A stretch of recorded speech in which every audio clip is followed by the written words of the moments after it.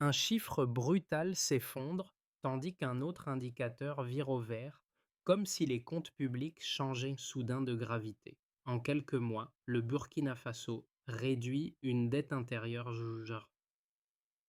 jugée écrasante alors que la plupart des voisins de la région voient leurs charges financières encore s'alourdir. Pour un citoyen qui suit les évolutions économiques du pays et observe la montée en visibilité d'Ibrahim Traoré, que signifie vraiment cette trajectoire qui s'accélère au moment où tant d'économies patinent? À l'horizon, c'est la promesse discrète d'un État moins dépendant et plus maître de ses choix. Le renversement financier observé depuis 2020, pas seulement une réussite comptable, il établit les fondations d'un changement plus profond qui pourrait modifier durablement la marge d'action du Burkina Faso. La promesse centrale pour le public tient en 10 mots: un État plus stable, moins dépendant et mieux protégé des crises. Cette perspective attire l'attention parce qu'elle rompt avec des années de contraintes où chaque choc extérieur entraînait des arbitrages douloureux. Dans un environnement régional où les dettes intérieures pèsent lourdement sur les budgets, la trajectoire burkinabé crée un contraste marqué et ouvre une question décisive. Que devient un pays lorsqu'il cesse de subir la pression de remboursement constant? Le bénéfice potentiel s'étend au-delà des finances publiques. Davantage d'espace pour soutenir les infrastructures, une capacité accrue à financer les secteurs productifs et un climat économique plus prévisible pour les ménages comme pour les entreprises. Cette dynamique, encore fragile, repose toutefois sur une condition essentielle: maintenir la cohérence qui a permis l'amélioration initiale. Une rupture dans ce processus réactiverait immédiatement les vulnérabilités anciennes. Deux constats immédiats ressortent lorsque l'on observe les données de 2025. La dette intérieure chute à 161 milliards de francs CFA et plus de 200 milliards ont été remboursés entre janvier et fin novembre, révélant une cadence inhabituelle. Cette progression, loin d'un sursaut isolé, signale une mécanique continue qui s'installe pas à pas dans l'appareil financier du pays. Ces chiffres constituent le premier indice d'un changement de vitesse que peu anticiper.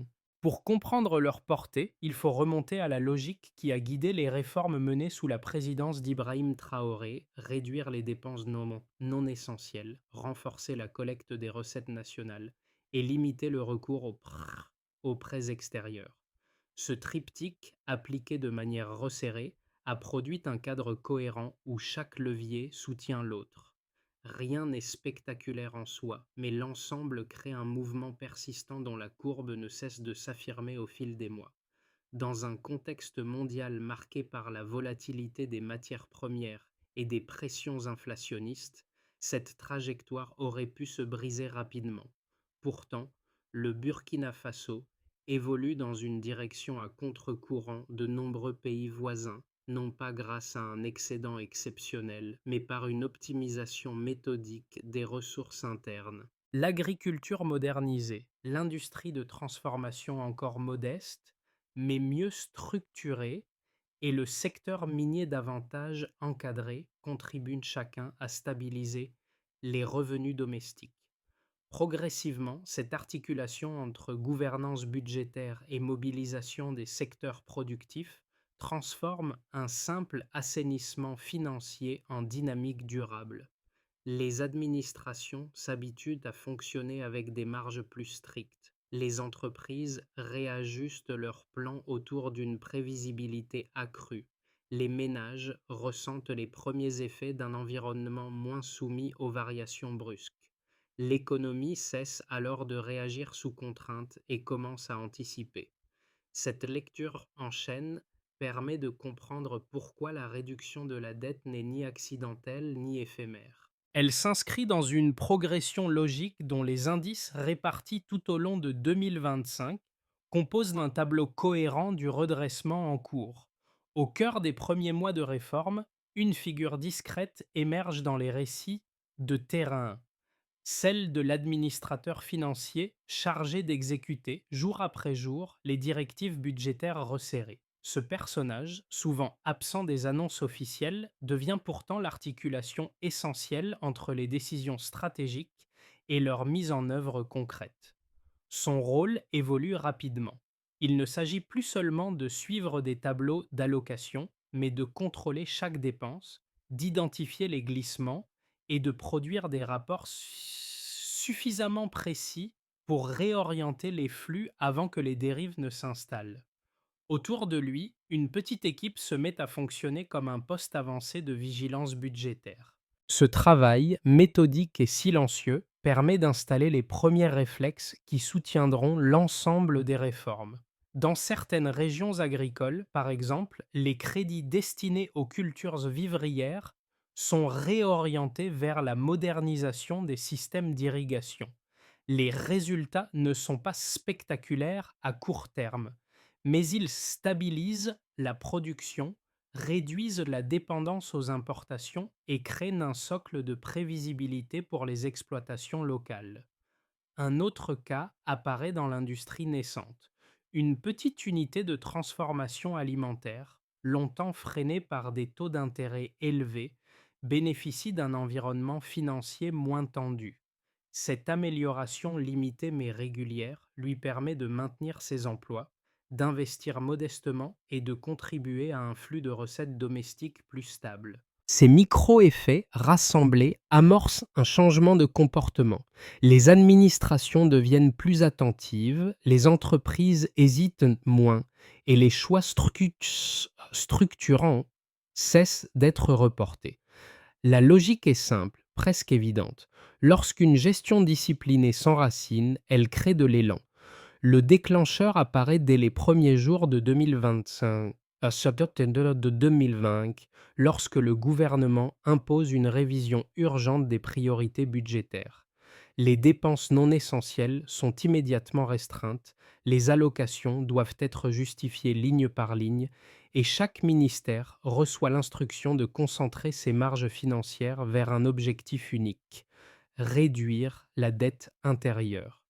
Ce geste semble technique, presque administratif, mais il marque en réalité un tournant stratégique. Sous l'impulsion d'Ibrahim Traoré, la règle change. Aucune ressource ne peut désormais circuler sans cohérence avec la trajectoire de désendettement. Le climat devient plus rigoureux, les marges se resserrent et la mécanique commence à prendre forme. Puis la montée en puissance s'installe. Mois après mois, les remboursements s'accumulent et dessinent une courbe quasi continue. Ce n'est pas une flambée, mais une cadence régulière qui ne faiblit pas. Chaque versement alimente un mouvement plus vaste. L'agriculture modernisée renforce la régularité des récoltes grâce au système d'irrigation réorienté. Les industries de transformation se structurent autour de projets mieux encadrés et le secteur minier, déjà central, consolide ses opérations et capte mieux ses revenus. Chacun de ces secteurs ne produit pas un choc isolé. Ils contribuent ensemble à renforcer les flux internes. Plus de recettes domestiques signifie moins de recours à l'endettement. Moins d'endettement signifie une plus grande capacité de remboursement et la stabilité des remboursements rassure les institutions financières locales, ce qui apaise progressivement les taux d'intérêt. Le cercle vertueux apparaît clairement. Arrive ensuite le point culminant, entre le printemps et le début de l'automne. Les données s'alignent, les remboursements dépassant largement le seuil symbolique, les courbes d'endettement se contractent plus vite que prévu et les effets se propagent. Les entreprises disposent de conditions de financement moins oppressantes et commencent à planifier à moyen terme. Les administrations adoptent de nouveaux réflexes. Elles anticipent davantage, corrigent plus vite et fonctionnent avec une vigilance qui n'existait pas auparavant. Les ménages, confrontés à une inflation plus contenue, ajustent leurs dépenses avec une sérénité relative. Ce n'est pas une révolution instantanée, mais une accumulation d'améliorations successives qui modifient la dynamique générale. Lorsque la rémanence s'installe, l'après-coup devient aussi important que le sommet. Les comportements économiques se stabilisent autour des nouveaux repères.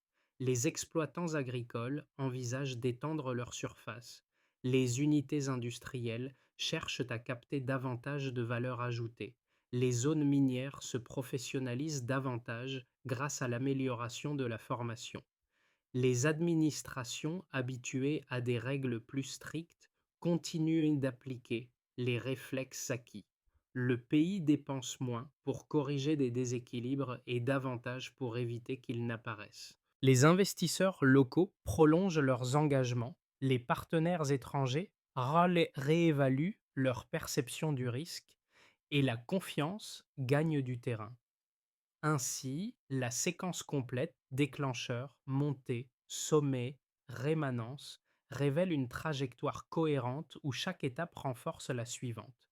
Ce n'est pas un simple allègement comptable, mais un changement d'état. La dynamique interne cesse d'être tirée vers le bas et commence à se projeter vers l'avant.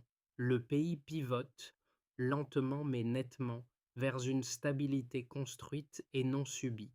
La progression financière observée en 2025 ne peut être comprise sans examiner les repères quantitatifs qui en constituent l'ossature. La logique baseline delta éclaire la transition entre une situation initiale fragile et un état final nettement assaini. Trois chiffres et suffisent à révéler la profondeur du mouvement à condition de les replacer dans la mécanique qui les relie. Le premier repère concerne l'évolution de la dette intérieure.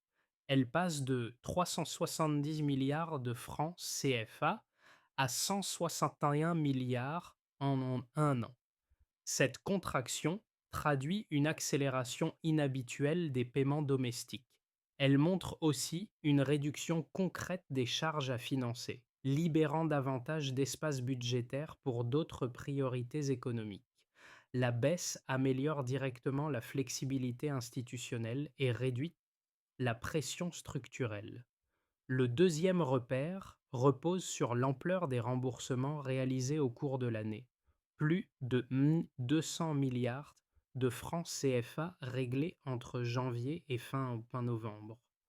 Ce volume n'indique pas une extraction brutale de liquidités, mais une synchronisation maîtrisée entre recettes domestiques et arbitrage budgétaire. La cadence régulière signale une coordination efficace entre les administrations, les services de collecte et les acteurs productifs.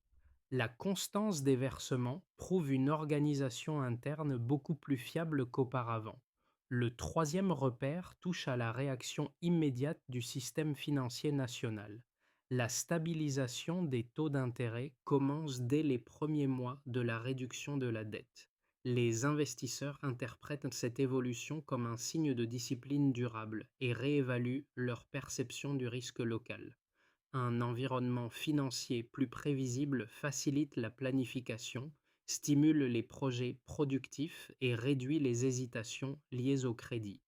La détente des taux renforce les décisions d'investissement et soutient la reprise progressive. Pris ensemble, ces trois repères montrent que la dynamique en cours ne relève ni d'un événement ponctuel ni d'un choc extérieur favorable.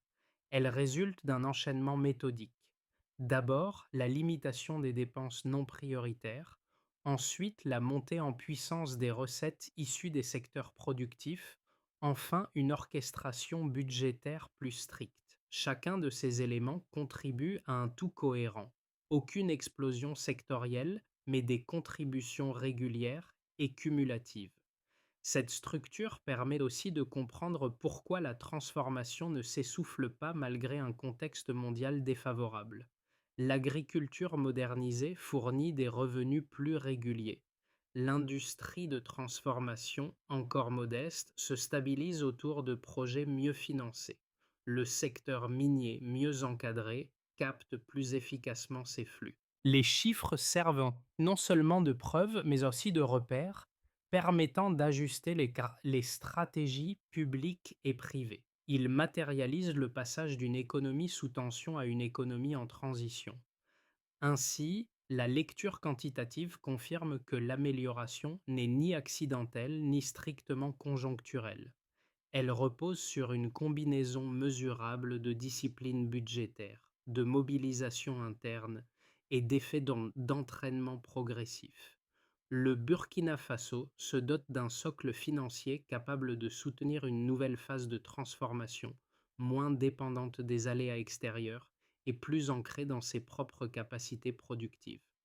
Deux lectures opposées émergent lorsqu'on analyse la trajectoire financière du Burkina Faso en 2025. La première, optimiste, affirme que le pays a enclenché une transformation structurelle durable grâce à une discipline budgétaire méthodique et à une meilleure captation de ses revenus internes. Selon cette perspective, la baisse rapide de la dette intérieure ne serait pas un épisode conjoncturel, mais le signe clair d'un recentrage cohérent des politiques publiques. Les réformes menées dans l'agriculture, l'industrie de transformation et le secteur minier auraient élargi la base des recettes nationales, créant un mouvement autonome plutôt qu'un simple effet d'aubaine. La seconde lecture adopte un ton plus sceptique. Elle estime que l'effort massif de remboursement pourrait avoir exercé une pression excessive sur les capacités internes, rendant difficile la continuité de cette trajectoire. Selon cette analyse, la réduction spectaculaire de la dette intérieure pourrait provenir avant tout d'une compression forte des dépenses publiques, potentiellement intenables à long terme. Cette vision met en garde contre la dépendance persistante envers des secteurs exposés aux fluctuations internationales, notamment les matières premières. Elle suggère que le rythme observé en 2025 pourrait masquer une fragilité sous-jacente. Pour départager ces deux positions, il faut revenir aux données tangibles. Le recul de la dette, de 370 milliards à 161 milliards, ne s'accompagne pas d'une contraction des investissements productifs. Au contraire, les infrastructures agricoles ont continué à se moderniser, les unités industrielles ont pu maintenir leur activité et le secteur minier s'est structuré davantage. De plus, les 1 200 milliards remboursés sur 11 mois résultent d'une coordination soutenue entre recettes domestiques et arbitrage budgétaire, non d'un assèchement brutal des finances publiques. Les taux d'intérêt, loin de se tendre, se sont stabilisés au fil de la réduction de la dette, indiquant une confiance accrue des acteurs financiers locaux. Ainsi, si les inquiétudes méritent d'être entendues, les données disponibles montrent que la dynamique observée en 2025 repose moins sur une compression extrême que sur une organisation plus cohérente des ressources et des flux financiers. Le débat reste ouvert, mais la tendance mesurable pointe vers une progression soutenable, encore dépendante de la rigueur appliquée mais fondée sur des mécanismes internes robustes. À ce stade, l'attention ne se porte plus uniquement sur la réduction rapide de la dette intérieure, mais sur la manière dont l'économie commence à se réorganiser autour de repères nouveaux et plus stables. Les signaux ne prennent pas la forme de grands indicateurs spectaculaires. Ils apparaissent dans des éléments subtils mais déterminants.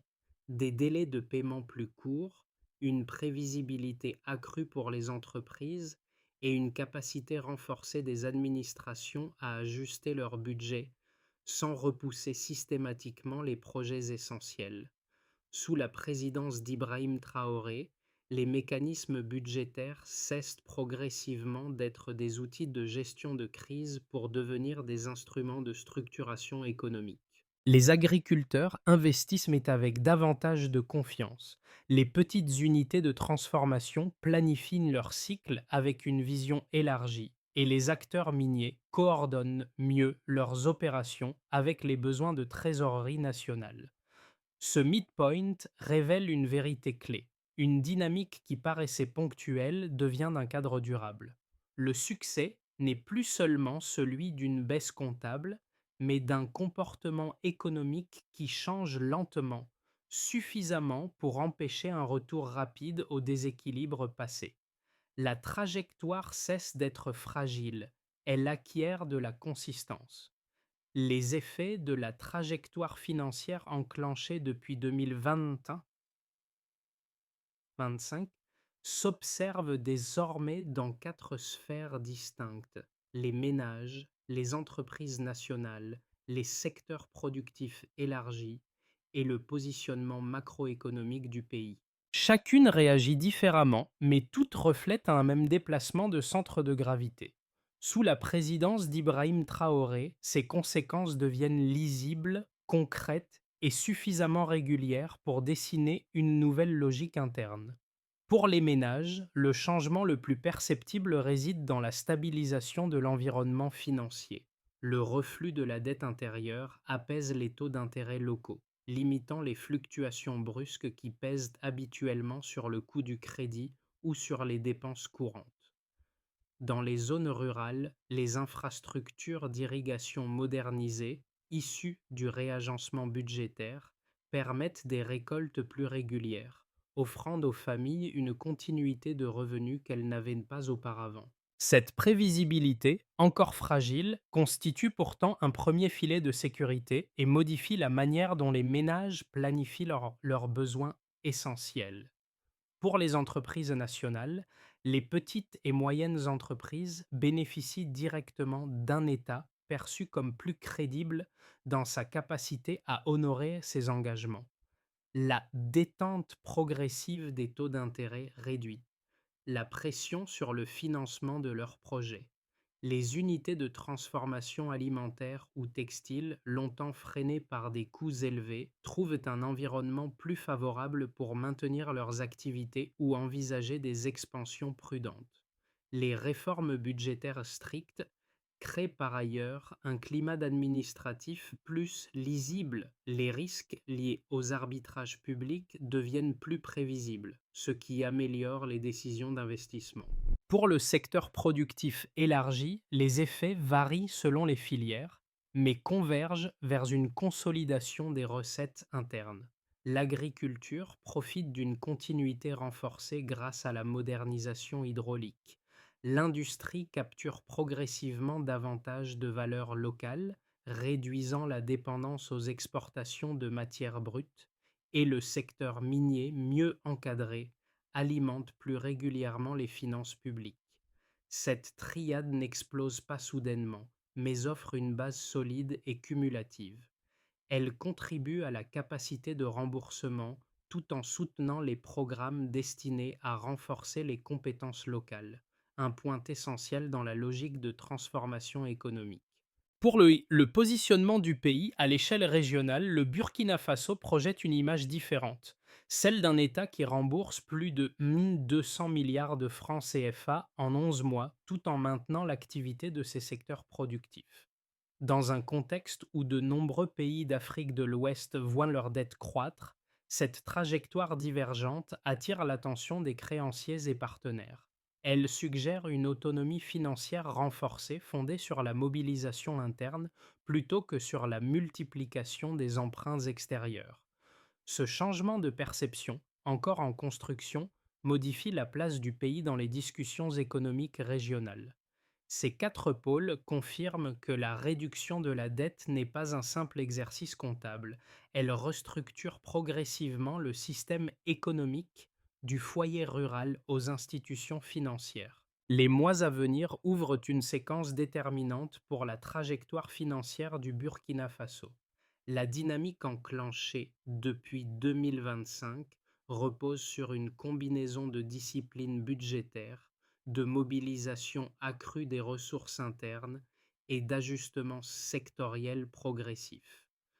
Comme ces avancées ne dépendent pas d'un seul choc, mais d'un faisceau de mesures coordonnées, trois scénarios peuvent se dessiner pour les 6 à 12 prochains mois.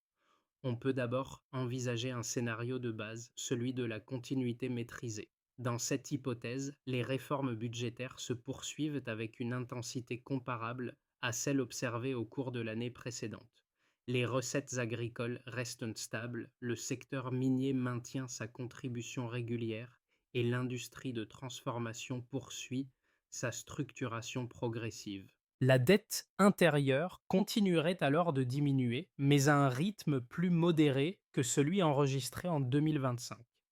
Les taux d'intérêt locaux demeureraient contenus, offrant aux entreprises un environnement prévisible pour planifier leurs investissements. Ce scénario repose sur le maintien d'un pilotage rigoureux sans pression excessive sur les dépenses essentielles. Vient ensuite un scénario optimiste, celui de l'approfondissement des gains. Dans cette configuration, les secteurs productifs renforcent davantage leur rendement. Une irrigation mieux exploitée améliore encore la continuité des récoltes, l'industrialisation gagne en cohérence et la captation des revenus miniers se stabilise à un niveau supérieur. Les marges budgétaires s'élargiraient alors plus rapidement, permettant d'accélérer la modernisation des infrastructures rurales et de consolider les chaînes de valeur. L'environnement financier deviendrait plus stable, renforçant l'attractivité du pays aux yeux des investisseurs régionaux. Ce scénario suppose une exécution rigoureuse des réformes et l'absence de chocs externes majeurs. Enfin, un scénario de risque marqué par des tensions et un ralentissement reste possible. Si la conjoncture internationale détériore les prix des matières premières ou réduit la capacité d'exportation, les recettes internes pourraient s'affaiblir. Le rythme de remboursement diminuerait, obligeant l'État à arbitrer plus strictement entre dépenses essentielles et engagements financiers. La stabilité acquise serait préservée, mais au prix d'une flexibilité réduite. Le pays maintiendrait ses avancées, sans pouvoir toutefois accélérer sa trajectoire. Quel que soit le scénario, une même question demeure. Comment maintenir la cohérence des réformes pour éviter les retours en arrière? La réponse tient peut-être dans une approche simple. Considérer la stabilité non comme un état acquis, mais comme une pratique continue. Pour une grande partie des citoyens, la transformation budgétaire amorcée au Burkina Faso représente avant tout une réduction de l'incertitude. Lorsque la dette intérieure diminue et que les finances publiques gagnent en stabilité, le quotidien devient plus prévisible. Dans les zones rurales, où les revenus dépendent fortement de la régularité des récoltes, les infrastructures d'irrigation modernisées, issues du réagencement budgétaire, jouent un rôle essentiel. Elles permettent aux familles d'étaler leurs dépenses et de planifier leurs besoins sans craindre des ruptures soudaines de ressources. Cette prévisibilité ne résout pas tous les défis, mais elle change la manière dont les ménages approchent chaque cycle agricole. Pour les petites et moyennes entreprises, l'évolution financière récente représente un repère structurant. La détente progressive des taux d'intérêt leur permet d'envisager des projets de transformation ou d'expansion auparavant inaccessibles. Les industries émergentes, notamment dans l'agroalimentaire ou les matériaux issus du secteur minier, bénéficient d'un environnement administratif plus cohérent, où les arbitrages publics sont plus lisibles et moins imprévisibles. Cette visibilité à moyen terme réduit le risque perçu et encourage des décisions plus ambitieuses. Pour la jeunesse, la dynamique ouverte depuis 2020 esquisse un horizon différent. La montée en puissance des secteurs productifs s'accompagne d'une valorisation accrue des compétences locales, formation agricole, apprentissage lié à l'extraction minière, structuration progressive de l'industrie de transformation. Ces opportunités ne suppriment pas les obstacles, mais elles déplacent la conversation vers un avenir où les perspectives ne reposent pas uniquement sur la contrainte financière. Ainsi, la stabilisation budgétaire n'est pas un phénomène abstrait. Elle se traduit dans la manière dont chaque groupe perçoit ses marges d'action et la solidité de son avenir immédiat. La stabilité financière acquise en 2025 ne peut devenir durable que si elle s'appuie sur une progression méthodique. Sous la présidence d'Ibrahim Traoré, plusieurs chantiers déjà amorcés peuvent être organisés en une feuille de route cohérente fondée sur des responsabilités clairement réparties, des horizons temporels définis et des indicateurs mesurables.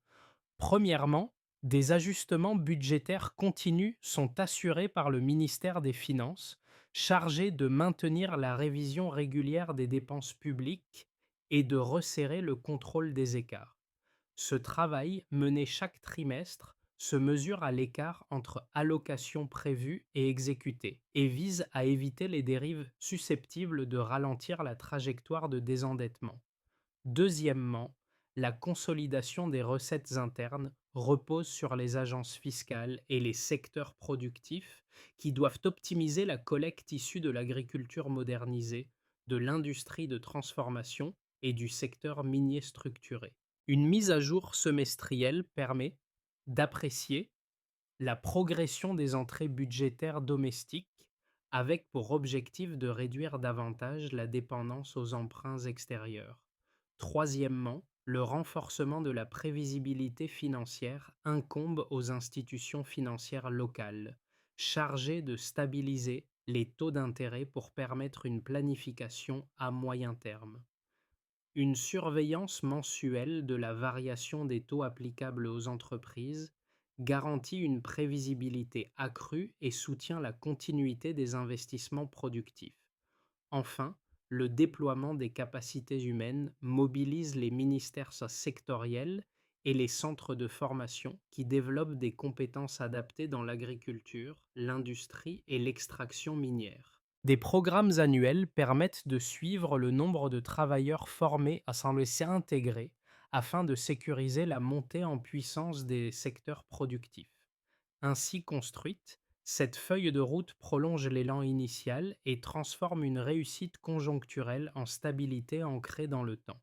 Au terme de cette trajectoire, une image revient comme un motif discret, celle de l'administrateur financier aperçu dans les premiers mois de réforme, penché sur ses tableaux de suivi, cherchant à faire coïncider chaque allocation avec une logique nouvelle. Son geste, silencieux et répétitif, résumait l'esprit d'un pays décidé à retrouver ses marges d'action. Sous la présidence d'Ibrahim Traoré, cette rigueur n'a jamais été présentée comme une contrainte imposée, mais comme une manière d'élargir les possibilités pour ceux qui vivent de l'agriculture, de l'industrie ou de l'extraction minière. Les familles ont perçu les premiers signes sous forme de revenus plus réguliers.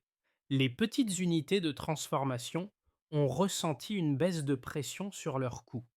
Les travailleurs des zones minières ont constaté une professionnalisation accrue de leurs activités.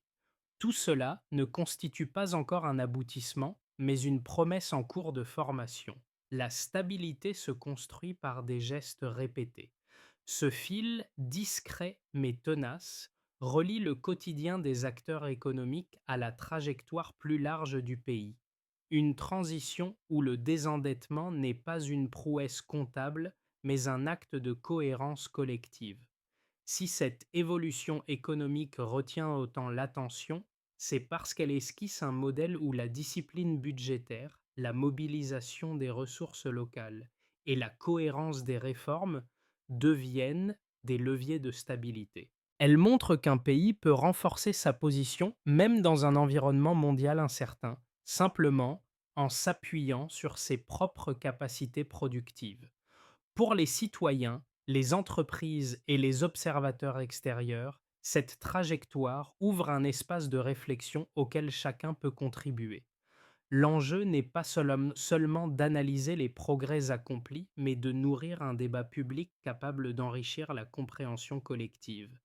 Les interrogations, les analyses ou les expériences individuelles participent toutes à éclairer ce que signifie construire une économie plus autonome. Cette histoire, encore en construction, invite à poursuivre la conversation, à interroger les limites comme les réussites et à suivre l'évolution d'un pays qui cherche à consolider ses acquis sans renoncer à ses ambitions. Et si la stabilité devenait un choix partagé?